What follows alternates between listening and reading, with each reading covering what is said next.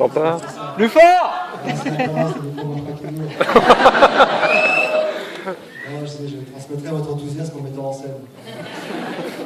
Merci pour tous les acteurs qui peuvent pas être là, Sandrine en tête, bien sûr, et puis les autres. Donc maintenant, on a fait 101 km d'autoroute, loin du périphérique, dans ces contrées sauvages qu'on appelle la Sologne. Donc, Orléanaise. N'hésitez pas à poser des questions, des critiques, voire des insultes, on est prêt à tout accepter. Et voilà, alors je devance un petit peu la peine. Il y a une question qui est posée souvent, c'est d'où vient l'idée. Alors, c'est une idée très sérieuse qui vient d'un documentaire de Raymond Depardon qui s'appelle 10e échelon en Ambulance. Et ça raconte, c'est un vrai documentaire sur un tribunal correctionnel. Il y a une caméra qui est posée dans le tribunal et pendant 6 mois, Depardon a suivi, des faits divers, etc. J'ai vu ce documentaire, ça m'a beaucoup choqué, beaucoup ému. Et de là est née l'idée de faire rencontrer de façon improbable un juge et son jugé. À noter que l'héroïne de ce documentaire, le juge Bernard Requin, est dans le film, puisque c'est elle qui fait la présidente du tribunal à la fin. Elle demande des explications à Sandrine, qui pousse Sandrine à faire ce geste malencontreux et malvenu. Donc c'est une vraie juge, voilà, qui en plus a fait un peu conseillère technique sur le film. Et qui nous a expliqué à quel point on transgressait les règles, et on lui a expliqué à son tour que, dans le fond, on s'en fichait un peu. Mais au moins, on savait ce qu'on faisait, on transgressait les règles, parce que c'est le plus intéressant comme ça. Voilà. C'est une question qu'on pose en général, donc n'hésitez pas, si vous en avez d'autres, ou des remarques, allez-y, une fois, deux fois, trois fois. Voilà, monsieur Clark. Je voulais savoir. Vous avez un micro, il y en a deux, d'accord.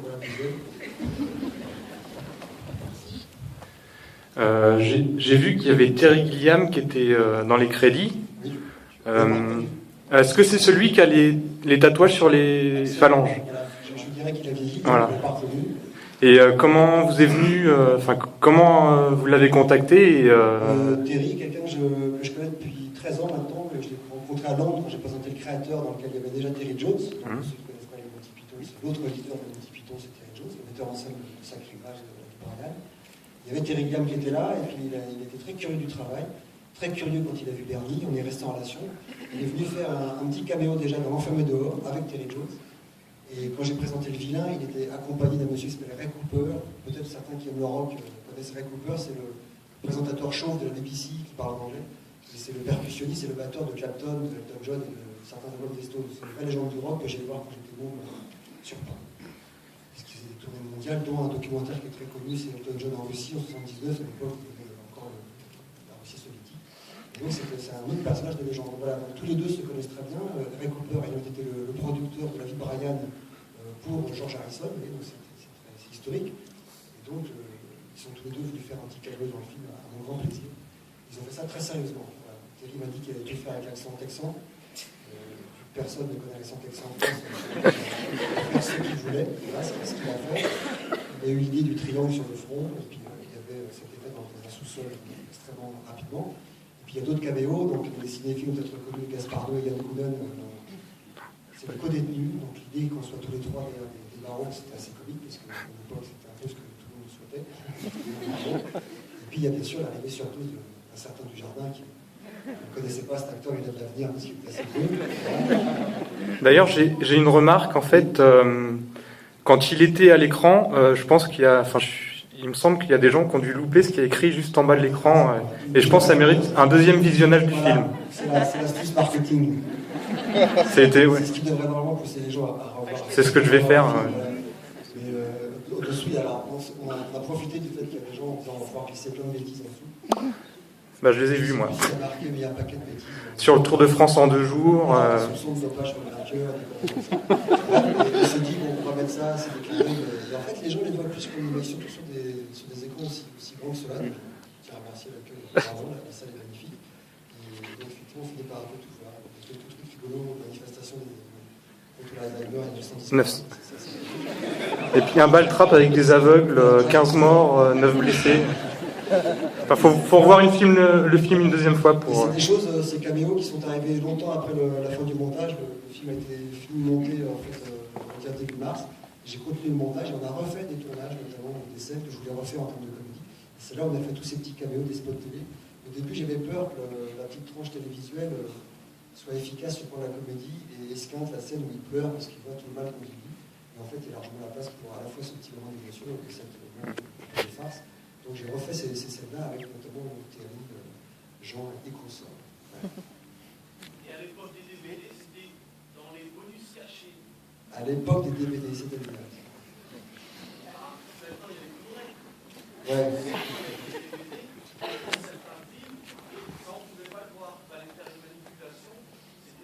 Oh non, non, je pense sur un DVD classique, vous l'auriez vu, hein, simplement, c'est effectivement sur le DVD, on peut prendre le... Ah, façon de parler. Ici, c'est nouveau. C'est mon provincial, j'étais pas... Je viens de la province, je prends de l'image, parce que franchement, je suis sorti, pas vous. Bonsoir.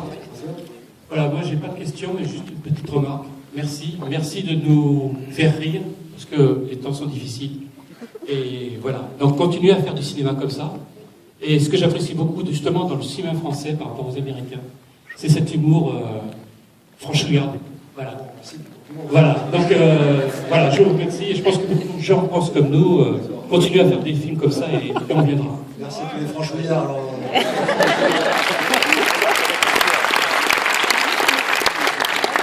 Bonsoir, bien. Oui, j'ai noté, enfin je sais pas si je suis le seul, j'ai noté des similitudes avec le cinéma de Jeunet. Oui. Jean-Pierre Jeunet. Oui, Vous avez travaillé. Et je voulais savoir si, par exemple, la truculence de certains personnages, en fait, comme l'avocat, Mais ça existe. ouais, je je voulais savoir si vous étiez inspiré de Jean-Pierre Jeunet, en fait. Oui, je vois surtout des similitudes avec mon cinéma. Oui, non, bien sûr, non. J'ai fait mon premier court-métrage en 92, qui s'appelle Désiré, qui est sur YouTube. Vous avez dans le court-métrage nous, avec des visages beaucoup plus jeunes. Vous avez déjà Philippe Puchon, Nicolas Marigny, Eric Agostino, et c'est déjà un univers qui est assez particulier. Et Jean-Pierre n'a pas fait de film à l'époque, il a fait Délicatessen qui est sorti au Noël. Je ne connaissais pas le cinéma de Jean-Pierre. Jean-Pierre, il a tué un peu la piste avec Camille Poulon. Il a fait, avec ce cinéma, on va dire, qui aime l'image, il a fait un succès, un blockbuster mondial. Et donc forcément, dès que moi je poursuis ma piste, mais on dit, bah tiens, lui aussi fait de l'image, il y a des focales courtes, il y a des colorations particulières de photos. Voilà, mais ça c'est un goût que j'ai, et honnêtement, j'ai fait quelque chose pour Jean-Pierre, j'ai participé un petit peu à l'Aventure de fiançailles. Je suis un grand fan de son travail, mais pas au point de me dire je vais faire comme Jean-Pierre, franchement. Et d'ailleurs, c'est en voyant Bernie que Jean-Pierre m'a appelé en disant j'ai vu Bernie, et je voulais qu'on se rencontre. C'est comme ça qu'on s'est connus. Donc il n'y a pas vraiment. Il y aurait une influence, franchement, pour moi, serait totale. Je ferai tout pour qu'elle ne soit pas dans l'image. Mais il y a au moins des similitudes, c'est que Jean-Pierre aime beaucoup l'image, le cadre, il met beaucoup soin à travailler, et c'est ce que je fais aussi. En France, c'est pas très fréquent. Ce qu'on appelle des comédies, souvent, sont assez basiques, c'est un chant contre chant. Et là, moi, j'aime beaucoup le cadre. On me l'a reproché souvent sur certains films comme Les Créateurs. Moi, j'aime bien l'image, je trouve qu'on peut raconter plein de choses avec une caméra, et j'ai pas l'impression de m'en priver. Et je trouve, ceci dit, moi, ce film-là assez simple. Il est graphique, mais il est assez simple. Presque sobre par rapport à ce que j'ai pu faire par le passé. Je n'ai plus faire de cinéma. Bonsoir. J'avais une question. Je me rends compte par rapport à différents films comme le premier court-métrage Désiré, il y a vraiment le thème de l'enfance et de l'abandon qui revient. Donc, est-ce qu'il y a une raison Vous aussi, personnelle? vous entendez que je ne m'en voulais pas. Non, vous avez raison, je ne cherche pas à analyser ça. Et là, j'écris un prochain film et c'est encore une mère qui cherche un enfant. Je ne cherche pas à analyser ça. Voilà, c'est une vraie redondance. En même temps, je trouve que les redondances, à chaque fois, elles ont des couleurs un peu différentes. Donc, j'en use et j'en abuse. Et c'est vrai, je suis entièrement d'accord avec vous. Et chaque fois, je me dis, je vais faire un autre thème, je cherche, je travaille. Et quand je relis, je dis, c'est exactement pareil que le film d'avant. Et voilà. Mais pour l'instant, la source, elle n'est pas tarie. Donc, je ne cherche pas trop à comprendre pourquoi. Je ne cherche pas à analyser. Je ne cherche pas à me creuser le ménage. Je laisse venir. Et ces gens m'inspirent. Le moment de l'enfance m'inspire beaucoup. Je pense que c'est pour ça qu'on est tous plus ou moins perdus dans l'existence après. Que rien ne se passe comme ça va se passer. Que l'école est un dysfonctionnement total. Qu'on nous éduque pas. Enfin, ouais, j'ai plein de propos à dire par rapport à ça. Et donc, à l'arrivée, ça fait des films qui moi, en tout cas, m'inspirent. C'est comme tous ces personnages. Ce personnage-là, ce pseudo-délinquant, s'inspire de beaucoup de. C'est un cousin germain de Bernie, c'est un peu toujours pareil. Mais ces gens m'inspirent, ces situations m'inspirent, ces gens m'inspirent. Donc voilà, j'en ai plus en parler. J'ai envie de savoir, quand écrivez-vous? Parce que écrire, jouer, un film avec la nuit, le jour, comme un écrivain Non, c'est laborieux, hein, c'est parce que je passe beaucoup de temps chez moi à écrire. Voilà. J'ai l'idée, je prends beaucoup de notes dans des cahiers de notes. des petits bouts de dialogue qui souvent d'ailleurs n'existent plus. C'est assez curieux de voir comment on débute un film avec des dialogues qui n'existent plus quand on tourne un dialogue. Le premier dialogue rigolo du film, c'est quand elle mettait un coup de clope sur la tête de Bernard, et Bernard disait « Ah, il les apprend ». Elle disait « C'est pas vos vrais cheveux ». Il disait « Ah non, alors on donne un coup de clope, on prend les vrais cheveux ». C'est ça, quand on a trouvé, ça n'existe plus. Il y a une autre réplique qu'elle disait qui était rigolote, parce qu'à un moment donné, elle commençait à coucher devant tout le monde. Quelqu'un lui disait « Mais Madame la juge, vous êtes en train de perdre des kilos ». Elle disait « C'est rien, je transperce des cuisses ». Ça faisait beaucoup rigoler. Et donc, bizarrement, je commence le film là-dessus. Et en fait, à l'arrivée, tout ça disparaît. Parce que ça n'a pas de validité dans l'histoire qui suit. Donc, je commence donc par des notes et tout. Puis après, j'ai beaucoup de mal, ce film-là, pour des raisons personnelles, j'ai eu beaucoup de mal à écrire. Et je suis allé m'enfermer dans un hôtel en Espagne pendant 10 jours. On a toujours un petit peu de décontractant. Non, mais c'était très. Voilà, bref, c'était pas méchant. Ne tranquez pas, je vous rassure. Mais j'étais très désinhibé, et puis j'écrivais, et puis je suis reparti. En gros, je me suis dit, je ressortirai de la chambre quand je rentre, parce que j'en avais marre de pas y aller. Ça ne se passe pas dans la facilité. Je pense que personne, d'ailleurs, même les vrais auteurs, les grands auteurs, ne vivent pas facilement. Balzac était 15 heures par jour à écrire ses bouquins. Il a fait 72 romans en 20 ans, vous imaginez le travail. Donc, à mon humble échelle, moi j'ai beaucoup de mal. Je suis en tâcheron, j'arrête, je transpire, je pleurniche, je fais lire, j'arrête, des fois, tellement je suis découragé. Et puis au bout d'un moment, il y a toujours un petit fond de désespoir. Voilà. Puis quand c'est fini, je dis, mais des fois c'est 17-18 versions pour arriver à tout ça. Et on tourne, on découpe et on rechange encore. Puis après on choisit une actrice. Et puis alors comme c'est l'actrice, c'était pas celle qui était prévue, alors on rechange encore. Et puis après un moment, on dit, ça fonctionne pas, on rechange encore. Et puis on arrive à cette forme relativement aboutie d'un produit qui est compacté, étanche. Voilà, l'écriture 18 mois, et puis en gros j'ai commencé à écrire en décembre 2010, donc il y a presque 3 ans, 2 ans et demi. Mais c'est parce que je suis lent, hein. Pendant ce temps-là, Boutelaine il a fait 4 films. Donc, le mec quand même plus doué que d'autres, ça c'est clair. Excusez-moi. Tout à l'heure, vous parliez de Diane Grunen et ça me fait penser, est-ce que vos films, vous les écrivez tout seul, ou est-ce que vous auriez envie de les écrire avec d'autres personnes? Comme déjà, je trouve que en écrivant des films comme Le Créateur, c'est assez explosif. J'écris tout seul, j'ai jamais trouvé l'âme seule en fait, mais j'écris tout seul.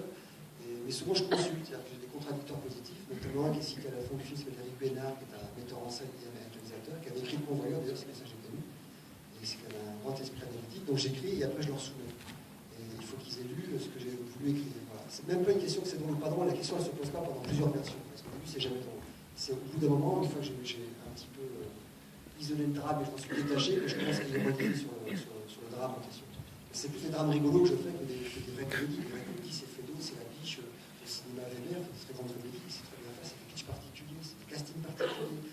L'enjeu dans une vraie comédie est un enjeu bénin. Vous voyez, que ce soit Bernie ou ce film-là, c'est pas drôle du tout ce qui se passe. Au départ, sur le papier, on dit c'est une femme qui est enceinte d'un type qui a bouffé les yeux d'une autre. Là, elle n'est pas franchement content. Bien sûr, ça va être drôle, ça. Avec le temps, il dit, ah oui, on va le laisser faire. Peut-être qu'il va s'imaginer les soucis que j'ai eu sur Bernie. C'était personne. J'avais présenté le schéma de Gaulle, je ne prends pas, j'ai présenté tout le contour d'un scénario à Gaulle, qui avait fait cette scénario dernier. J'étais très impressionné. Une fois que j'ai rendez-vous, vous avez vu, j'étais pas choqué. Le type qui me regarde, alors vraiment, comme si j'avais passé une mauvaise note, et c'est le prof qui me dit, j'ai vous connais, c'est normal. Donc il me regarde et me dit, mais la fiche de lecture, c'est catastrophique. C'est noir, hystérique, et ça n'arrive pas. Monsieur, ça fait 1 an que je vous donne un mal de chien pour arriver à ce résultat-là. Donc voilà, merci du compliment, on fera pas ensemble. C'est compliqué de séduire les gens avec une proposition dramatique. Et après, le traitement, ça peut, on rend la chose plus comestible. Et il n'y a qu'un seul classique au cinéma, moi je trouve, c'est Chaplin. Les histoires de Chaplin, elles sont toujours très dramatiques. Quand lui, après, il les traite, elles sont franchement comiques, pour ne pas dire amusant. Je ne compare pas du tout à Chaplin, mais n'empêche qu'on peut s'inspirer de cette façon de travailler. Donc, je pense que ça répond vraiment à votre question. De toute façon, vous ne cherchez pas à séduire tout le monde à travers vos films, parce que... Non, mais j'ai changé 2 fois de portable dans ma vie, c'est après Bernie, après Bernie. Ça ne fait pas tout le monde séduire. Bonsoir, monsieur Dupontel. Oui. On dit de prendre le micro, alors déjà, merci d'être venu jusqu'à nous. Je voulais savoir, j'ai beaucoup aimé un de vos films, 2 jours à tuer. J'ai vu ou entendu des sketchs. Il y a toujours, même dans l'humour ou dans les sentiments, une couleur qui est la couleur noire. Pourquoi ça? Vous savez, sans analyser. J'en sais rien. Les proches me faisaient beaucoup rire quand j'étais gamin, plus que Fernand Reynaud. C'est une question de goût.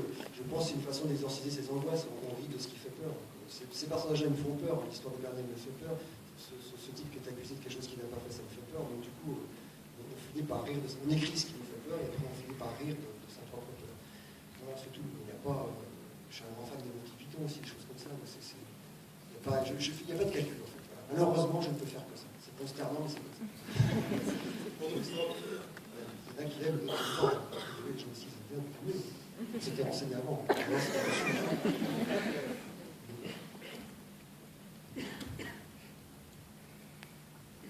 Bonsoir, Monsieur Dupontel. En fait, il y a quelque chose qui m'a interpellé, c'est que vous dites, déjà que vous vous inspirez de situations réelles, et vous dites, là j'ai beaucoup de propos à dire, si j'étais lancé. En fait, au-delà de l'aspect comédie de ce film, est-ce qu'il y a un message particulier que vous cherchez à faire passer? Non, j'ai beaucoup de compassion pour les personnages dont je parle. Voilà, je trouve qu'on est tous un peu perdus. Ces personnages-là, ils sont perdus au sens caricatural quasiment, mais finalement tous perdus autant qu'on est. Voilà, mais il n'y a pas de message. En tout cas, s'il y en a, c'est que je me suis mal prise et que je n'ai pas caché. Il faut bien camoufler le truc pour qu'un enfant puisse s'amuser en voyant quelqu'un se prendre une porte.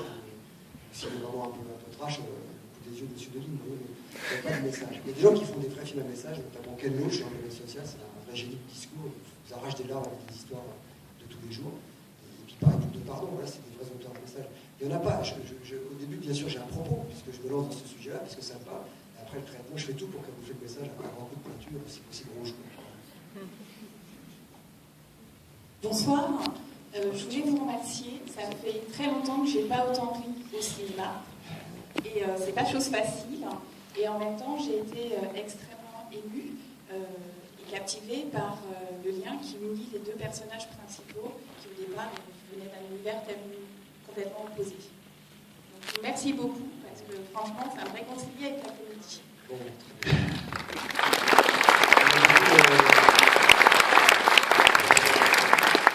de la présence de Sandrine, qui avait beaucoup de tendresse, beaucoup d'humanité. On s'est rencontrés un peu par hasard sur le film, parce que j'étais parti complètement sur deux pistes, y compris en Angleterre, parce que j'avais commencé à travailler un petit peu avec Emma Thompson, et puis après on a fait le film en France, et puis j'ai commencé à parler d'actrice. Au moment où j'étais sur le point de laisser tomber le projet, parce que je ne trouvais pas ce que je voulais, Sandrine est arrivée dans le projet, et ça a beaucoup changé. Elle a mis beaucoup de...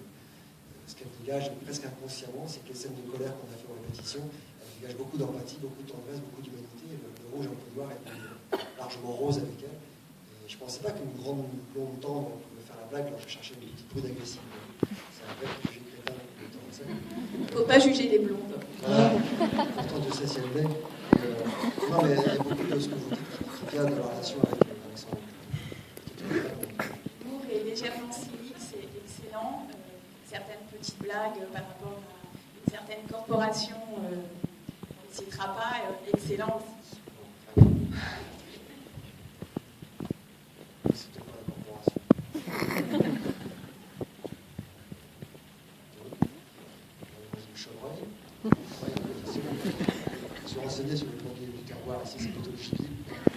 Moi aussi, je n'ai pas de questions. Je voulais simplement vous remercier pour votre tendresse à vous et votre délicatesse qui sous-tend toujours votre humour, que je ne qualifierais pas moi de franchouillard, mais de décapé. Merci. Merci, madame. Merci. Je vais vous dire que je suis votre carrière et vous êtes déjà venu dans le Loiret à la fin des années 80, au début des années 90, dans une petite salle des fêtes à Saint-Jean-de-la-Ruelle. Vous en rappelez pas? Je ne me rappelle plus, je ne connais pas tout à l'heure, mais je ne me rappelle plus. Bon, en fait, la Solone vous aimez parce que vous y êtes revenu. Voilà. Et puis juste... J'ai un dealer très sympathique dans la région. Je vous refilerai les nouvelles coordonnées parce qu'on s'était vu à l'occasion. Non, c'est Johnson. Merci du plan. Simplement, moi, je suis... le film, chacun on voit ce qu'on veut dedans. Moi, j'ai vu du Stanley Kubrick sur la scène de l'enfant. Voilà, chacun voit ce qu'il veut. Mais moi, ce que je vois, c'est que vous réconciliez et vous donnez un gros message avec 3 mots qui sont liberté, égalité, fraternité. Moi, je l'ai perçu comme ça et continuez. Et je pense qu'au fur et à mesure de votre filmographie, vous êtes en train d'atteindre un niveau comment dire, de toucher les gens dans chaque scène. Voilà. Après, chacun voit ce qu'il veut. En tout cas, moi, ça a résonné comme ça. Et merci et continuez encore à délirer sur la différence. Merci. Merci bien, franchouillard, tendre, liberté, qualité, fraternité, le film manifestement à large public. Écoutez, merci à tous de votre enthousiasme. Pardon, excusez-moi. Excusez-moi, C'est le mot d'adieu. Bonsoir Albert. Déjà félicitations pour votre film parce qu'on s'est vraiment polé, quoi. C'était excellent. Comme toujours. Et moi j'ai une question vraiment assez cruciale pour moi et mes amis qui m'accompagnent. On vient de loin. Et ce qu'il y a, on vous a tellement aimé même aussi en tant que one-man show. Et on se demandait si un jour c'était un projet pour vous de revenir un jour sur scène pour pouvoir à nouveau J'ai un grand projet de tourner post-mortem. Je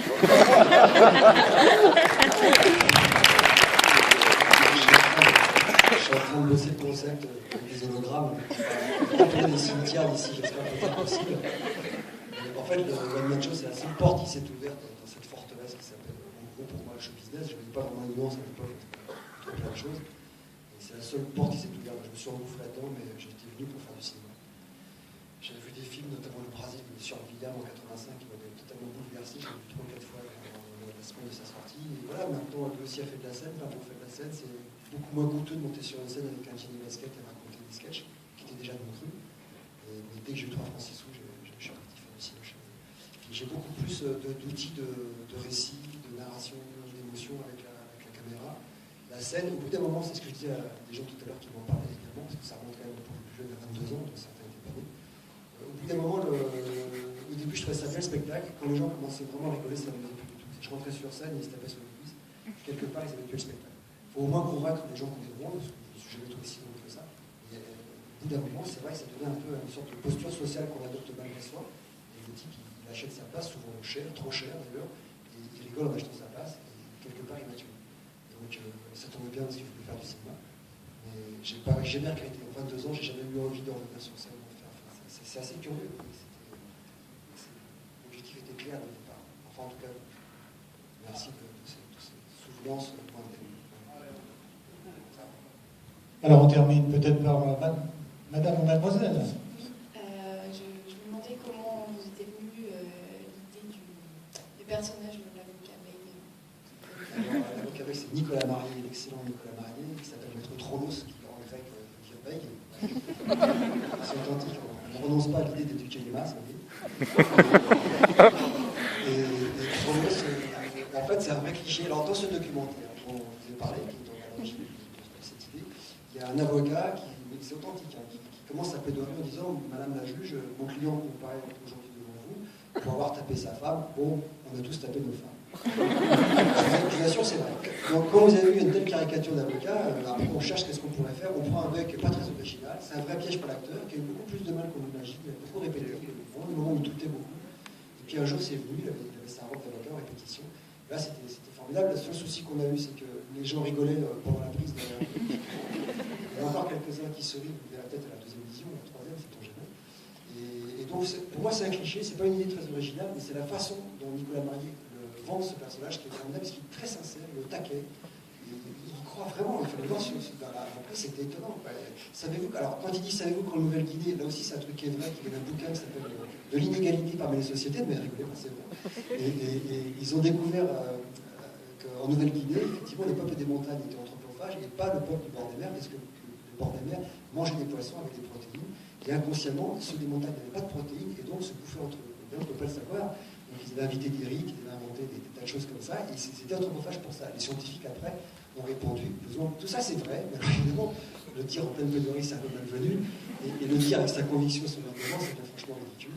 Alors, mais bizarrement, on s'est inspiré de choses vraies, et j'ai écrit un texte très sérieux, et lui l'a complètement dénaturé par sa prose. Et c'était assez, pas risqué, mais c'était assez, le danger du tout venant et du cliché était évident. Il s'en sort très bien. C'est peut-être la seule scène que j'en vois volontiers quand je suis entouré comme ça, je vais juste voir sa scène-là, parce qu'il n'est pas connu. Il défend un truc improbable et les gens s'amusent. Donc ça prouve que là, c'est une vraie performance d'acteur, la seule vraie performance d'acteur du film, par sa descente dessus. Et voilà. Donc, je ne sais pas si j'ai répondu à votre question. Juste une dernière, s'il vous plaît. Est-ce que les acteurs ont une certaine liberté dans leur scénario, c'est-à-dire quand même, est-ce qu'on leur impose un texte ou des fois ils prennent des libertés Il y a un texte qui est très précis, mais qui est remodelé de répétition. Justement, Nicolas Marié, j'ai changé un peu le texte par rapport à ce qu'il avait en tête. Sandrine, quand elle est rentrée dans le film, j'ai changé quelques trucs.